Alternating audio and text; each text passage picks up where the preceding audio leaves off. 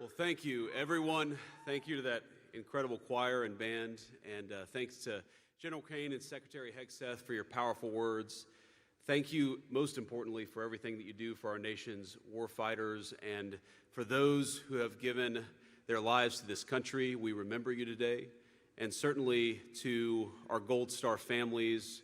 We're so thrilled and so grateful to have you with us in attendance. This is a sacred place, an eternal resting spot for our nation's sons and daughters.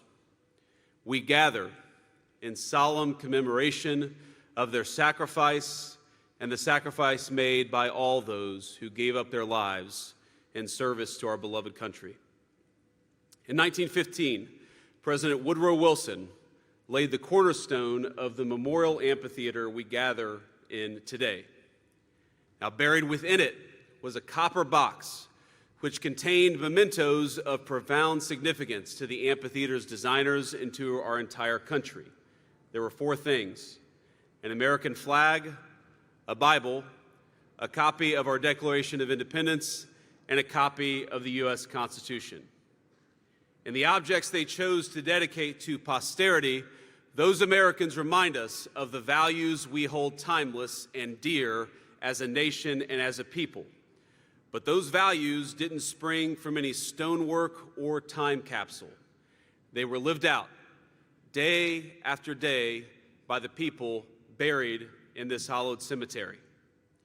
Each life honored here in Arlington was once full of the ordinary moments and quiet dreams, of early sunrises, of good days and bad days, of celebrations and disappointments. They stood not apart from us, but among us, ordinary men and women who chose to shoulder an impossible burden.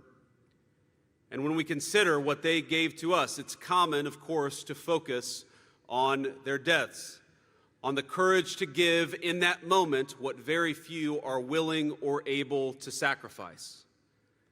But the real tragedy of the loss is not in a single moment of suffering, as our Gold Star families know well, but in all the future moments they and their families lost. Every moment between their sacrifice on the battlefield and what would have been a natural death. Because we know they sacrificed not just their physical life, they sacrificed the moments that make that life worthwhile. They sacrificed a child's embrace.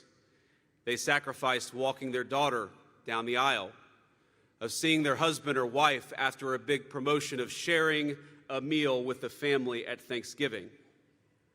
For my fellow Americans, especially those watching on television, consider the sum of all the moments that make a good life. And now appreciate that countless strangers, people most of you never met, they gave up those moments in their own life so that we could enjoy them in ours. And that is what Memorial Day is all about.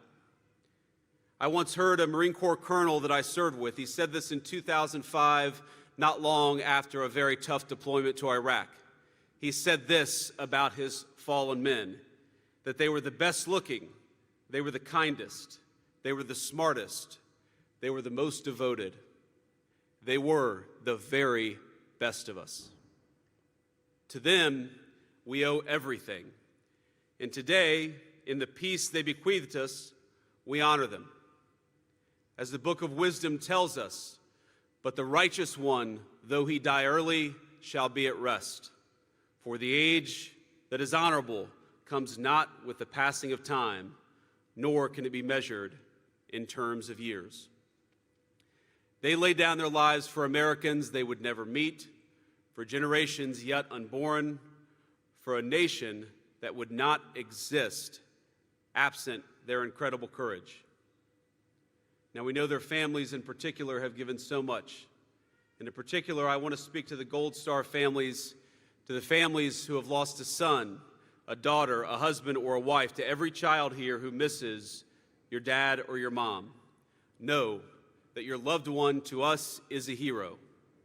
And though we cannot know your pain, please know that I speak for the entire nation when I say that we are grateful to them and to you for a debt none of us can possibly repay. Now, all of us will honor the fallen and their families in our own way, but allow me to suggest two ways of honoring their sacrifice, two ways that I try to honor their sacrifice every day.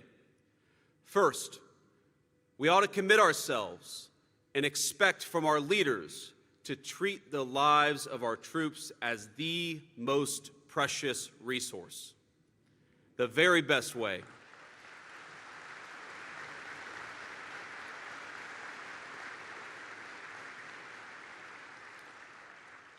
The very best way to honor the fallen is to only ask the next generation to make the ultimate sacrifice when they absolutely must.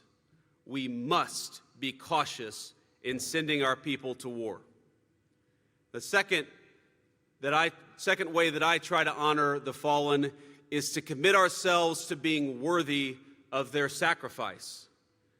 If you're a husband, be the best husband you can be. If you're a mom, be the best mom that you can be. If you're a citizen, be the very best citizen that you can be. Because together, let us build a better country, a more perfect union, and strive to be the kind of nation worthy of the sacrifice of the people that we honor today. On this Memorial Day, let us remember that we have been given a great gift, often by people none of us ever met. Let us cherish that gift and make ourselves worthy of it. May God bless those who gave that gift, and may He bless the country they sacrificed for. Thank you.